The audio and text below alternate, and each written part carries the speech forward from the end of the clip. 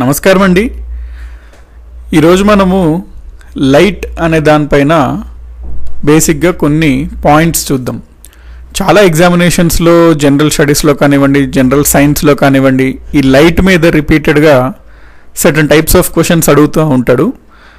అయితే మనకి చాలాసార్లు ఈ ఏరియా కొంచెం కన్ఫ్యూజింగ్గా అనిపిస్తుంది అనమాట. సో ఈరోజు మనం ఒక బేసిక్ ఐడియా తెచ్చుకుందాం. డిఫరెంట్ పాయింట్స్ ఏమేమి ఉంటాయి దీంట్లో భాగంగా, ఏ విధంగా అడుగుతుంటాడు అనేది. ఇంకా దానికి మీరు ఎక్స్ట్రా ఏవైతే మనకి ఇన్ఫర్మేషన్ ఉంటుందో దాన్ని మీరు కవరప్ యాడ్ చేస్తూ ఉండండి. సో బేసిక్ ఐడియా అయితే మనం తెచ్చుకుందాం ఈ టాపిక్కి సంబంధించి. ప్రధానంగా మనం చూడాల్సింది ఏంటి? రిఫ్లెక్షన్ చూడాలి, రిఫ్రాక్షన్ చూడాలి, టోటల్ ఇంటర్నల్ రిఫ్లెక్షన్ చూద్దాం, డిస్పర్షన్ చూద్దాము, దాని తర్వాత స్కాటరింగ్ చూద్దాం. అయితే ప్రధానంగా మనం ఫోకస్ చేసేది ఏంటంటే కాన్సెప్చువల్గా ఇప్పుడు మళ్ళీ మనం లైట్ అంటే ఏంది, లైట్ వేవా, లైట్ పార్టికల్సా, అట్లా కంప్లీట్గా మనం సైన్స్ పరంగా వెళ్ళినట్లయితే ఇది ఒక పెద్ద టాపిక్ అనమాట. లైట్ అనేది ఒక మేజర్ టాపిక్ సైన్స్లోనే. అందుకనే మనము జనరల్ సైన్స్లో కంప్లీట్గా ఫిజిక్స్ పరంగా కాకుండా బ్రీఫ్గా మనం వెళ్దాం. ఇంకా దీనికి కాన్సెప్చువల్గా ఎవరైనా ఇంట్రెస్ట్ ఉన్నారంటే వాళ్ళు ఎన్సీఆర్టీస్ ద్వారా, జనరల్ సైన్స్ బుక్స్ ద్వారా బిల్డ్ చేసుకోండి. సో ఫస్ట్ మనం ఈ లైట్లో రిఫ్లెక్షన్ అనే ఒక టాపిక్ని చూద్దాం. రిఫ్లెక్షన్ అంటే ఏం లేదండి, సింపుల్. ఇది ఒక ఆబ్జెక్ట్ అనుకోండి, దీనిపైన ఒక లైట్ పడుతుంది. ఈ పడుతున్న దాన్ని మనము ఇన్సిడెంట్ రే అంటాం. ఒకవేళ కనుక ఈ ఆబ్జెక్ట్ కంప్లీట్గా మనకి ఒపేక్ అనుకోండి, తనలోని ఏమాత్రం లైట్ని పాస్ చేయదు. అప్పుడు ఏం చేస్తుంది? ఆ లైట్ని బ్యాక్కి మళ్ళీ తిరిగి పంపించేస్తుంది. ఈ విధంగా ఒక ఆబ్జెక్ట్ తన పైన పడిన లైట్ని కంప్లీట్గా బ్యాక్కి పంపించేస్తే దాన్ని రిఫ్లెక్షన్ అంటాం. ఈ ఇన్సిడెంట్ రే, రిఫ్లెక్టెడ్ రే, దీనికి మధ్యలో ఉండేది నార్మల్ అనమాట. సో ఈ సర్ఫేస్కి పెర్పెండిక్యులర్గా ఉండే దాన్ని, ఒక ఇమాజినరీ లైన్ని మనము నార్మల్ అనుకుంటాం. సో ఇన్సిడెంట్ రే, రిఫ్లెక్టెడ్ రే, నార్మల్. ఈ రిఫ్లెక్షన్ అంటే ఏంది? ఒక లైట్ ఒక పదార్థం పైన పడినప్పుడు కంప్లీట్గా బ్యాక్కి వెళ్ళిపోతే దాన్ని రిఫ్లెక్షన్ అంటాము. అయితే మనకి ఎగ్జామినేషన్స్లో ఎట్లా అడుగుతాడు అంటే దీని యొక్క అప్లికేషన్స్ అడుగుతాడు అనమాట. మనకి ఎకో ఉంటుంది కదా, ఎకో అంటే ఏంది? ఒక ఆబ్జెక్ట్ పైన లైట్ లేదా సౌండ్ అట్లా పడిన తర్వాత జనరల్గా సౌండ్కి వాడతాం ఎకో. మళ్ళీ అది బ్యాక్కి వెళ్ళడం, మళ్ళీ అక్కడ ఇంకో ఆబ్జెక్ట్ ఉంటే మళ్ళీ బ్యాక్కి వెళ్ళడం, ఇంకొక ఆబ్జెక్ట్ ఉంటే మళ్ళీ బ్యాక్, ఇట్లాగా సౌండ్ వేవ్స్ రిఫ్లెక్షన్ ద్వారా ట్రావెల్ అవుతుంటే దాన్ని ఎకో అంటాం. అదేవిధంగా మనకి రేడార్ ఉంటుంది. సో ఈ రేడార్ కాన్సెప్ట్ని కూడా ఈ రిఫ్లెక్షన్ కాన్సెప్టే వాడతాం. ఈ రిఫ్లెక్షన్ యొక్క అప్లికేషన్స్ ఏంటంటే ఎకో ఒకటి, రేడార్ ఒకటి, మిర్రర్. సింపుల్ ఎగ్జాంపుల్ మనం చెప్పాలి అంటే మనం రోజు అద్దంలో చూసుకుంటాం. అద్దంలో చూసుకొని పౌడర్ రాసుకుంటాం, మనకు మనం కనబడుతుంటాం. అక్కడ ఏం జరుగుతుంది? లైట్ అనేది మన దగ్గర నుంచి వెళ్ళి ఆ గ్లాస్ పైన పడి మళ్ళీ రిఫ్లెక్ట్ అయ్యి మనకు కనబడుతుంటుంది అనమాట. సో మిర్రర్ని మనం చూసుకుంటున్నాము అంటే అక్కడ జరిగే బ్యాక్గ్రౌండ్ కాన్సెప్ట్ ఏంటంటే రిఫ్లెక్షనే. కాబట్టి 3 రిఫ్లెక్షన్ యొక్క అప్లికేషన్స్గా మనం చెప్పుకోవచ్చు. తర్వాత మనము రిఫ్రాక్షన్ చూద్దాం. బేసికలీ లైట్ అనేది చాలా స్పీడ్తో ట్రావెల్ అవుతుంది. అయితే ఇది ట్రావెల్ అనేది ఒక మీడియం ద్వారా అవుతుంది అనమాట. అయితే ఒకవేళ దీని యొక్క స్పీడ్ మీడియం బట్టి ఆధారపడి ఉంటుంది. అంటే ఫర్ ఎగ్జాంపుల్ గాలిలో, ఎయిర్లో లైట్కి ఒక స్పీడ్ ఉంటుంది, అదే వాటర్లో లైట్కి ఇంకొక స్పీడ్ ఉంటుంది. సో ఏ మీడియంలో అయితే లైట్ ట్రావెల్ అవుతుందో ఆ మీడియం బట్టి ఆధారపడి ఉంటుంది లైట్ యొక్క స్పీడ్. ఫర్ ఎగ్జాంపుల్ ఇక్కడ మనం ఈ ఇమేజ్ని అబ్జర్వ్ చేసినట్లయితే ఇదేంటిది? ఎయిర్, ఇదేంటిది? వాటర్. సో ఇక్కడ ఒక మీడియం ఉంది, ఇక్కడ ఒక మీడియం ఉంది. ఈ రెండు వేరు మీడియంలు. ఈ విధంగా మనకి లైట్ ఒక మీడియం నుంచి ఇంకొక మీడియం ట్రావెల్ అవుతున్నప్పుడు అక్కడ కాస్త దాని యొక్క డైరెక్షన్ చేంజ్ అవుతుంది. దీన్నే మనము రిఫ్రాక్షన్ అంటాం. యూజువల్గా లైట్ అనేది స్ట్రెయిట్ లైన్లో వెళ్తుందండి నార్మల్గా. అయితే ఇక్కడ స్ట్రెయిట్ లైన్లో వెళ్తే ఎట్లా వెళ్ళాలి? ఇట్లా వెళ్ళాలి. కాకపోతే ఇక్కడ ఏమైంది? ఒక మీడియం నుంచి ఇంకో మీడియం వైపు వెళ్ళింది కాబట్టి బెండ్ అయిందనమాట. ఈ విధంగా లైట్ బెండ్ అవ్వడాన్ని ఒక మీడియం నుంచి ఇంకో మీడియం వెళ్ళినప్పుడు రిఫ్రాక్షన్ అని అంటాము. అయితే మనకి ఎగ్జామినేషన్స్లో రిఫ్రాక్షన్ పరంగా ఏమడుగుతాడు అంటే ఇండెక్స్ ఆఫ్ రిఫ్రాక్షన్ అంటాడు. Index of refraction. జనరల్గా ఇండెక్స్ ఆఫ్ రిఫ్రాక్షన్ మనము ఎంతో డినోట్ చేస్తామండి, దాని ఫార్ములా n/c/v. c అంటే ఈ లైట్ స్పీడ్ ఏదైతే ఉందో అది వ్యాక్యూమ్లో ఎంత స్పీడ్ ఉంది, బై v అంటే జనరల్గా ఏంది అంటే అది ఏ మీడియంలో వెళ్తుందో దాని స్పీడ్ అనమాట. జనరల్గా ఇండెక్స్ ఆఫ్ రిఫ్రాక్షన్ అనేది వ్యాక్యూమ్లో 1 ఉంటుందండి. వ్యాక్యూమ్లో 1 ఉంటుంది, అంటే ఎటువంటి మీడియం ఎయిర్ లేకపోతే 1. నార్మల్ మన ఎయిర్లో చాలా పార్టికల్స్ ఉంటాయి కాబట్టి ఇండెక్స్ ఆఫ్ రిఫ్రాక్షన్ యూజువల్గా 1.0003 ఉంటుంది, ఆల్మోస్ట్ 1కి దగ్గర. అదే ఒకవేళ మనం వాటర్ చూసుకున్నట్లయితే 1.33 ఉంటుంది. సో వాటర్లో ఇండెక్స్ ఆఫ్ రిఫ్రాక్షన్ ఎక్కువ నార్మల్ ఎయిర్తో పోలిస్తే. ఇదో దీనిపైన ఒకటి అడగచ్చు. లేదా మనకి దీని యొక్క అప్లికేషన్ ఏంది రిఫ్రాక్షన్ అంటే, సూర్యుడు సన్ రైజ్ అయ్యే ఒక 2 నిమిషాల ముందు 2 minutes బిఫోర్ సన్ రైజ్, లేదా 2 minutes ఆఫ్టర్ సన్సెట్, సూర్యాస్తమైన తర్వాత కొంతసేపు లేదా సూర్యోదయం అవ్వకని కొంచెం ముందే మనకు కనబడతాడు. ఎందుకు అది అంటే అక్కడ జరిగేది కూడా రిఫ్రాక్షనే. మనకి ఇది ఎర్త్ యొక్క హారిజన్ అనుకుంటే ఇక్కడెక్కడో కింద సన్ ఉన్నా సరే ఇక్కడ ఎయిర్ పార్టికల్స్ వైపు సన్లైట్ వెళ్ళి అక్కడ రిఫ్రాక్షన్ గురై మనకి కనబడుతుంటుంది అనమాట. కాబట్టి ఈ యొక్క అప్లికేషన్ దేనివల్ల అవుతుంది అంటాడు ఎగ్జామినేషన్లో. Sun 2 minutes before sunrise, 2 minutes after sunset మనకు కనబడడం దేనివల్ల అంటే రిఫ్రాక్షన్. ఇంకొకటి మనకి స్టార్స్ అనేవి ట్వింకిల్ అవుతూ ఉంటాయి. సో స్టార్స్ ట్వింకిల్ ఎందుకు అవుతాయి అంటే అది కూడా రిఫ్రాక్షన్ అనమాట. ఇవి రిఫ్రాక్షన్ సంబంధించి ఎగ్జామ్స్లో అడిగే ఏరియాస్. నెక్స్ట్ మనం చూడాలి టోటల్ ఇంటర్నల్ రిఫ్లెక్షన్. రిఫ్లెక్షన్ అంటే ఏంటో చూసాం, దానికి ఎక్స్టెన్షన్ కాన్సెప్ట్ అనమాట. ఫర్ ఎగ్జాంపుల్ ఇది ఒక పైప్ అనుకోండి, ఇక్కడ మనం ఒక లైట్ వేవ్ పంపిస్తే ఇక్కడ రిఫ్లెక్ట్ అయ్యి మళ్ళీ బ్యాక్ వచ్చి మళ్ళీ ఇక్కడ రిఫ్లెక్ట్ అయ్యి ఇట్లా వెళ్ళాలి. అంటే ఇక్కడ కంప్లీట్గా ఈ పైప్లో మనం చూసుకున్నట్లయితే ఈ గ్లాస్లో లైట్ వేవ్ ఆ లోపలే టోటల్గా ఆ ఇంటర్నల్గానే రిఫ్లెక్షన్స్ అవుతున్నాయి అనమాట. అందుకే దీన్ని మనము టోటల్ ఇంటర్నల్గా అవుతుంది కాబట్టి ఇంటర్నల్, ప్రతి దగ్గర రిఫ్లెక్షన్ అవుతుంది కాబట్టి టోటల్ ఇంటర్నల్ రిఫ్లెక్షన్స్ అంటాం. అయితే ఎగ్జామినేషన్లో ఏమంటాడంటే దీని యొక్క అప్లికేషన్స్ అంటాడు. మనకి సబ్మెరీన్స్లో పెరిస్కోప్ వాడతామండి. ఫర్ ఎగ్జాంపుల్ ఇక్కడ వాటర్ ఉంటుంది, ఇక్కడ ఎక్కడో సబ్మెరీన్ ఉంటుంది, ఇక్కడ మనకు ఒక గొట్టం ఉంటుంది. సో ఇక్కడ ఏం జరుగుతుందో చూడడానికి వాడే ఒక ఇన్స్ట్రుమెంట్ పెరిస్కోప్ అనమాట. ఈ పెరిస్కోప్ వాడే ప్రిన్సిపల్ ఏంటి, ఏ ప్రిన్సిపల్ని బేస్ చేసుకొని పనిచేస్తుంది అంటే టోటల్ ఇంటర్నల్ రిఫ్లెక్షన్. రెండో అతి ముఖ్యమైన టోటల్ ఇంటర్నల్ రిఫ్లెక్షన్ యొక్క అప్లికేషన్ ఏది అంటే ఆప్టికల్ ఫైబర్స్. మనం ఇంటర్నెట్ అవంతా మనకి ఈ ఆప్టికల్ ఫైబర్స్ ద్వారానే వస్తాయి. అవి ఒక వైర్ లాగా ఉంటాయి, పైప్స్ లాగా. ఇక్కడ జరిగేది కూడా టోటల్ ఇంటర్నల్ రిఫ్లెక్షనే, ఆప్టికల్ ఫైబర్స్. నెక్స్ట్ మనం మాట్లాడుకోవాలి డిస్పర్షన్. జనరల్గా మనం చూస్తాం లైట్, అది మనకి వైట్ కలర్లో కనిపిస్తుంది, కానీ యాక్చువల్గా లైట్ వైట్ కలర్ కాదండి. లైట్ అనేది మిక్స్చర్ ఆఫ్ 7 కలర్స్ అనమాట. 7 రంగుల కలయిక. ఆ 7 రంగులు కలిపి మనకి వైట్లా కనిపిస్తుంది జనరల్గా. ఒక్కొక్క కలర్కి ఒక్కొక్క వేవ్ లెంగ్త్, ఒక్కొక్క ఫ్రీక్వెన్సీ, ఒక్కొక్క ఎనర్జీ ఉంటుంది. కాకపోతే అన్నీ మిక్స్ అయ్యి వెళ్ళినప్పుడు మనకి వైట్ లైట్గా కనబడుతుంది. ఫర్ ఎగ్జాంపుల్ వైట్ లైట్ వెళ్తున్న దారిలో మనం గనక గ్లాస్ ప్రిజం పెట్టినట్లయితే అక్కడ ఏమవుతుంది, ఆ లైట్ డిస్పర్స్ అవుతుంది. ఎందుకు అంటే ఒక్కొక్క లైట్లో ఉన్న పార్టికల్ ఒక్కొక్క భాగంకి ఒక్కొక్క కలర్కి ఒక్కొక్క వేవ్ లెంగ్త్ అట్లా ఉంటుంది కాబట్టి ఒక్కొక్క విధంగా డిస్పర్షన్ అవుతుంది. ఈ విధంగా వైట్ లైట్ కాస్త 7 లైట్స్గా విడిపోతుంది అనమాట. దీన్నే మనము స్పెక్ట్రమ్ అంటాం, విబ్ గయార్ అంటాం.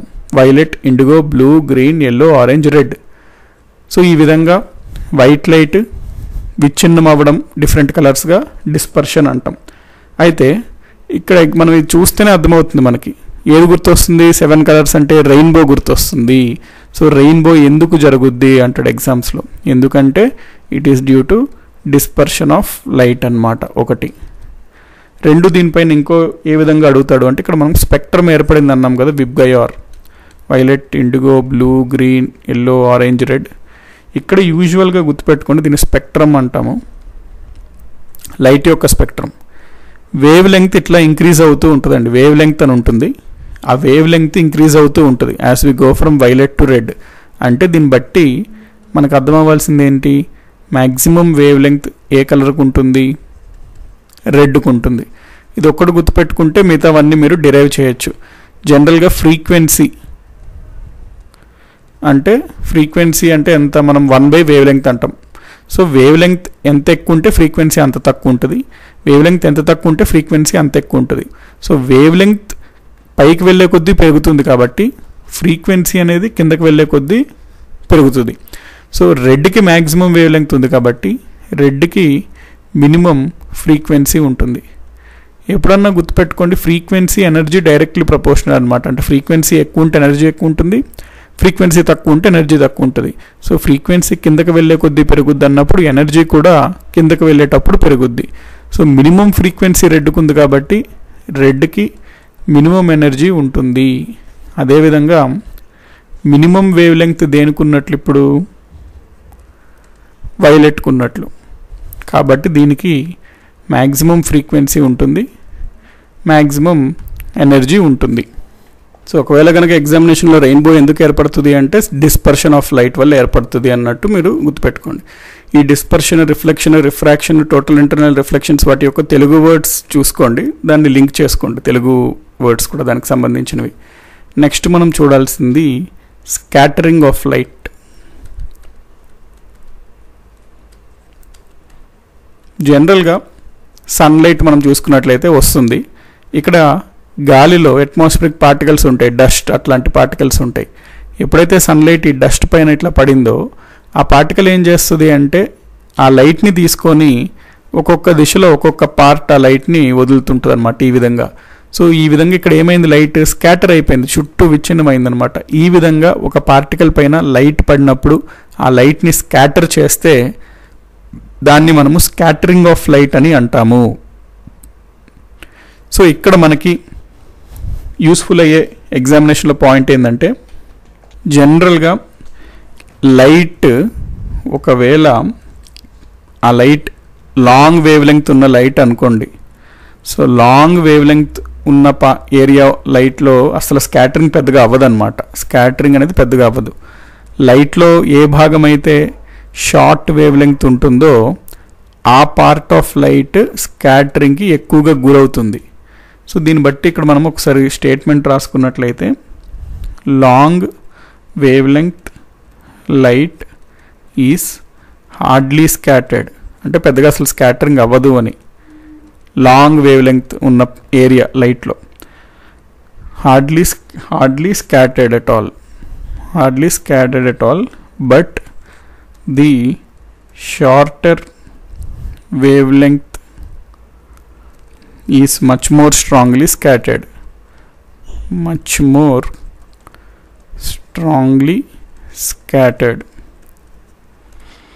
సో ఇప్పుడు మనం విబ్గయార్ చూసుకుంటే,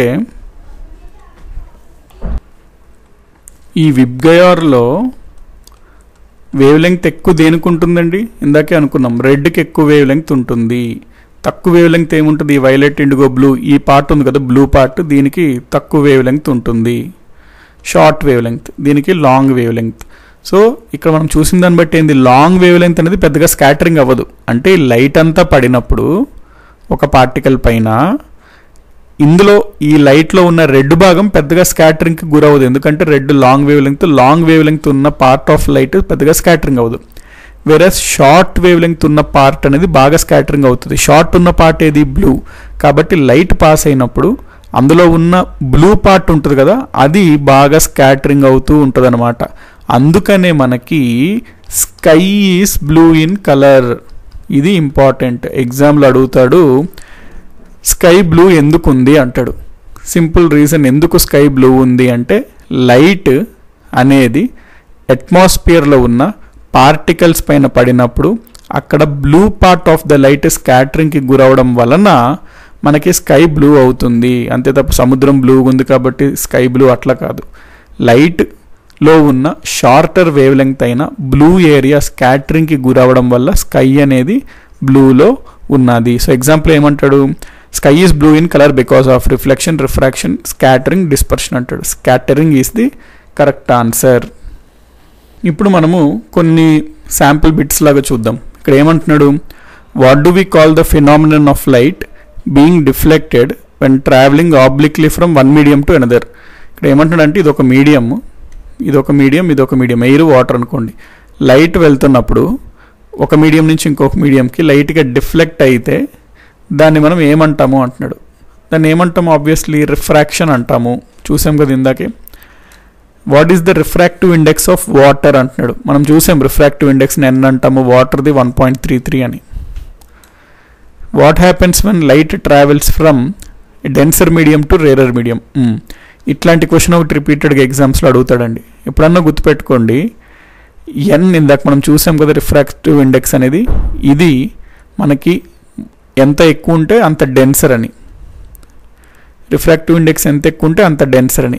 n ఎంత తక్కువ ఉంటే అంత రేరర్ అంటాం అనమాట. తక్కువ ఉన్నదాన్ని రేరర్ పార్టికల్స్ అంటాం, రేరర్ ఆబ్జెక్ట్స్. ఎక్కువ ఉన్న nని మనము డెన్సర్ ఆబ్జెక్ట్స్ అంటాం. ఫర్ ఎగ్జాంపుల్ ఎయిర్ వాటర్ కనుక మనం కంపేర్ చేస్తే ఎయిర్ రేరర్ మీడియం అవుతుంది, వాటర్ అనేది డెన్సర్ మీడియం అవుతుంది. ఒకవేళ గనక ఇది వాటర్ అనుకోండి, ఇది ఎయిర్ అనుకోండి, వాటర్ నుంచి ఎయిర్ వెళ్తుంది, లైట్ అనేది వాటర్ నుంచి ఎయిర్ వెళ్తుంది అనుకోండి, ఇదేంటి water air, so denser medium ఇది, ఇది రేరర్ మీడియం. అదే అడుగుతున్నాడు ఇక్కడ. సో ఒకవేళ కనుక లైట్ ఈ డెన్సర్ మీడియం నుంచి రేరర్ మీడియం వైపు వెళ్ళినప్పుడు ఈ లైట్ అనేది బెండ్ అవుతుంది. ఆబ్వియస్లీ మనం ఇందాకే చూసాం లైట్ కొంత బెండ్ అయి వెళ్తుంది అని. అయితే ఈ బెండింగ్ ఎటువైపు అవుతుంది అని అడుగుతున్నాడు. అంటే ఇందాక మనం ఏమన్నాము, ఫర్ ఎగ్జాంపుల్ ఈ లైట్ ఇట్లా వెళ్తుంది అనుకోండి, దీన్ని మనము నార్మల్ అంటాము అన్నాము. అయితే జనరల్గా ఇది బెండ్ అవుతుంది. ఈ బెండ్ అయినప్పుడు ఎట్లా బెండ్ అవుతుంది అంటున్నాడు, అవే ఫ్రమ్ ద నార్మలా లేకపోతే టువర్డ్స్ ది నార్మలా అని. దానికోసం ఒక 2 స్టేట్మెంట్స్ మనం చూద్దాము. ఈ 2 స్టేట్మెంట్స్ కనుక మనం ఈజీగా గుర్తుపెట్టుకున్నట్లయితే ఆ టైప్ ఆఫ్ క్వశ్చన్స్ ఈజీగా సాల్వ్ చేయొచ్చు. ఎప్పుడన్నా సరే లైట్ అనేది rarer medium to denser medium వెళ్తే స్పీడ్ అనేది తగ్గుతుందండి. ఫర్ ఎగ్జాంపుల్ ఎయిర్ ఉంది, వాటర్ ఉంది, ఇది రేరర్ మీడియం, ఇది డెన్సర్ మీడియం. లైట్ అనేది రేరర్ నుంచి డెన్సర్ వెళ్ళినప్పుడు లైట్ యొక్క స్పీడ్ గురించి మనం మాట్లాడుతున్నాం. ఇక్కడ స్పీడ్ ఏమవుతుంది, తగ్గుతుంది. సో రేరర్ టు డెన్సర్ వెళ్ళినప్పుడు లైట్ యొక్క స్పీడ్ తగ్గుతుంది. ఇది గుర్తుపెట్టుకోండి స్పీడ్కి సంబంధించి. ఇప్పుడు బెండింగ్ గురించి మనం చూద్దాం. లైట్ ఎప్పుడన్నా డెన్సర్ మీడియం నుంచి రేరర్ మీడియం వైపు వెళ్తే అది అవే ఫ్రమ్ ద నార్మల్ బెండ్ అవుతుంది అనేది మనం గుర్తుపెట్టుకోవాలి. అవే ఫ్రమ్ ద నార్మల్ అంటే ఏం లేదండి. ఇప్పుడు ఫర్ ఎగ్జాంపుల్ ఇది ఉంది, లైట్ ఇట్లా పడుతుంది, సో ఆబ్వియస్లీ ఇది నార్మల్ అవుతుంది మనకి. నార్మల్గా ఈ రెండు సేమ్ మీడియం అయితే లైట్ స్ట్రైట్ పాత్రలో వెళ్ళాలి కాబట్టి ఇట్లా వెళ్ళిపోవాలి. నార్మల్గా అయితే స్ట్రైట్గా ఇట్లా వెళ్ళిపోవాలి. కానీ ఇదేంటిది డెన్సర్ మీడియం, ఇదేంటిది రేరర్ మీడియం. ఇట్లాంటి సందర్భంలో ఏమవుతుందంటే లైట్ బెండింగ్ అవుతుంది. బెండింగ్ కూడా ఈ నార్మల్ ఏదైతే ఉందో దానికి అవే అవుతుంది అనమాట. అంటే దానికి ఆపోజిట్, నార్మల్ వైపు అవ్వదు, నార్మల్కి దూరంగా వెళ్ళిపోద్ది ఇట్లా. సో ఈ విధంగా బెండ్ అవుతుంది. అదే ఒకవేళ లైట్ గనక ఇది రేరర్ మీడియం, ఇది డెన్సర్ మీడియం అనుకోండి, లైట్ ఇట్లా వచ్చింది, ఇప్పుడు మనకి యాక్చువల్గా అయితే ఇట్లా వెళ్ళిపోవాలి నార్మల్గా అయితే. ఇక్కడ ఏమవుతుంది, రేరర్ నుంచి డెన్సర్ వెళ్ళింది కాబట్టి light bend towards the normal అవుతుంది. ఇక్కడ టువర్డ్స్ ది నార్మల్, ఇక్కడ అవే ఫ్రమ్ ది నార్మల్. ఇక్కడ టువర్డ్స్ ది నార్మల్ అంటే బెండింగ్ ఈ నార్మల్ వైపు, నార్మల్కి దగ్గరలో అవుతుంది, ఇట్లా అవుతుంది.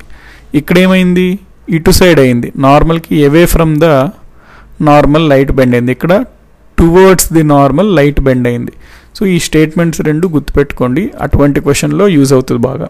సో ఆ రెండింటిని ఇక్కడ అప్లై చేస్తే ఏమవుతుంది, డెన్సర్ టు రేరర్ వెళ్తున్నప్పుడు ఏమవుతుంది, రేరర్ టు డెన్సర్ వెళ్తే స్పీడ్ అనేది తగ్గుతుంది అనుకున్నాం. కానీ ఇక్కడ డెన్సర్ టు రేరర్ వెళ్తున్నారు కాబట్టి స్పీడ్ ఏమవ్వాలి, ఇంక్రీజ్ అవ్వాలి. కాబట్టి స్పీడ్స్ అప్, ఇదన్నా అవ్వాలి. ఈ రెండు ఆప్షన్స్ కొట్టేద్దాం. ఇప్పుడు లైట్ ఎటు బెండ్ అవుతుంది, ఇక్కడ ఎటు వెళ్తుంది, డెన్సర్ నుంచి రేరర్ మీడియం వెళ్తుంది. Denser to rarer medium. ఇందాక మనం ఏం చదివాము, డెన్సర్ టు రేరర్ వెళ్ళేటప్పుడు light away from the normal bend అవుతుంది. D2R అవే, DR అవే, డాక్టర్ అవే అని గుర్తుపెట్టుకోండి. డాక్టర్ అవే, డాక్టర్ ఎప్పుడు బయటే ఉంటాడు అవే.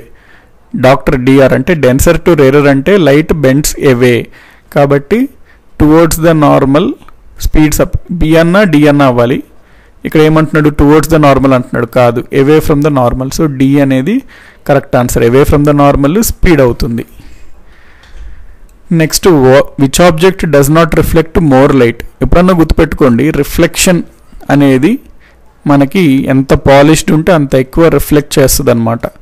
సో ఇక్కడ ఇచ్చిన వాటిలో రిఫ్లెక్ట్ ఎక్కువ ఏది చెయ్యదు అంటున్నాడు. Does not. పాలిష్డ్ ఎక్కువ చేస్తుంది, షైనింగ్ ఎక్కువ చేస్తుంది. అన్పాలిష్డ్ ఏదైతే ఉందో అది వీటితో పోలిస్తే అంత రిఫ్లెక్ట్ చెయ్యదు. Next, name A metal which is the best reflector of light. ఎప్పుడన్నా గుర్తుపెట్టుకోండి, వైట్ కలర్ ఆబ్జెక్ట్స్ అనేవి, ఆబ్జెక్ట్ బ్లాక్ ఆబ్జెక్ట్, ఈ వైట్ ఆబ్జెక్ట్ ఏదైతే ఉందో మనకి ఇది బెస్ట్ రిఫ్లెక్టర్ అండి. Best reflector.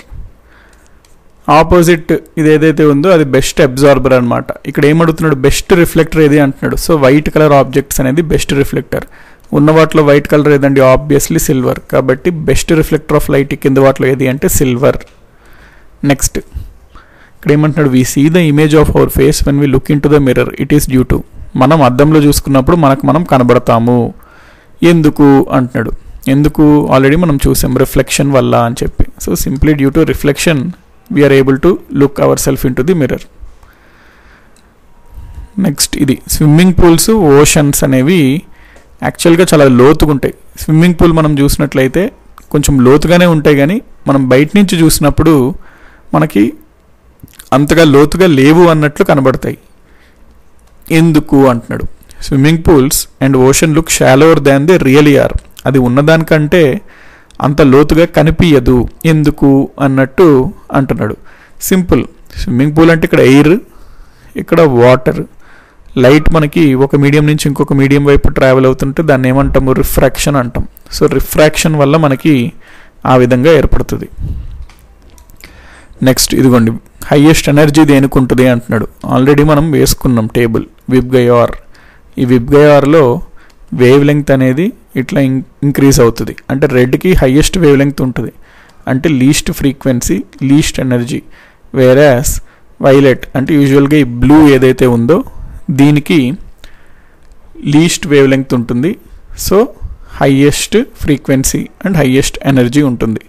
కాబట్టి ఆన్సర్ ఏమవుతుంది, blue light. Splitting of light into its constituent colours is known as. అంటే లైట్ వైట్ కలర్, దాని యొక్క వేరు వేరు కలర్స్కి ఇట్లాగా స్ప్లిట్ అవ్వడాన్ని ఏమంటాము అంటాం. ఇందాక చదువుగా డిస్పర్షన్. ప్రిజం పెడితే వేరే వేరే కలర్స్లో కాన్స్టిట్యూయెంట్ కలర్స్లో స్ప్లిట్ అవుతుంది, దాన్ని ఏమంటాం, డిస్పర్షన్ అని అంటాము. Uses of multiple reflection of sound can be observed in instruments like. ఇక్కడ లైట్ కాదు కానీ సౌండ్ అంటున్నాడు, కానీ జరిగే ప్రిన్సిపల్ ఏంటంటే మల్టిపుల్ రిఫ్లెక్షన్. ఇప్పుడు మనము స్టెథోస్కోప్ ఉంటుంది డాక్టర్ల దగ్గర, మన గుండె పైన అది పెట్టినప్పుడు అక్కడ సౌండ్ వేవ్స్ ట్రావెల్ అయ్యి దాంట్లోనే రిఫ్లెక్షన్ అవుతూ డాక్టర్ చెవులోకి వినబడతాయి. అక్కడ జరిగే కాన్సెప్ట్ ఏంటంటే మల్టిపుల్ రిఫ్లెక్షన్. సో ఏ ఇన్స్ట్రుమెంట్లో మల్టిపుల్ రిఫ్లెక్షన్ జరుగుతుంది అంటున్నాడు, స్టెథోస్కోప్ అనమాట. లైట్ ట్రావెల్స్ రేరర్, డెన్సర్, ఈ బెండింగ్ కూడా మనం చూసాం కదండి. సో ఇది మనకి ఇన్ బ్రీఫ్గా ఎగ్జామినేషన్స్లో ఎక్కువగా లైట్ గురించి ఏరియాస్ అడుగుతుంటాడు అనమాట. కాబట్టి ఒకసారి ఈ బేసిక్ ఐడియాస్ ఏవైతే ఉన్నాయో వాటిని ఇంకా మీరు ఫర్దర్గా బిల్డ్ చేసి క్లారిటీ తెచ్చుకోండి. డెఫినెట్గా ఎగ్జామినేషన్స్లో యూస్ఫుల్ అవుతుంది. నెక్స్ట్ మళ్ళీ ఇట్లాంటిది ఏమైనా యూస్ఫుల్ వీడియోలో మళ్ళీ మనం కలుసుకుందామండి. Until then take care, good by.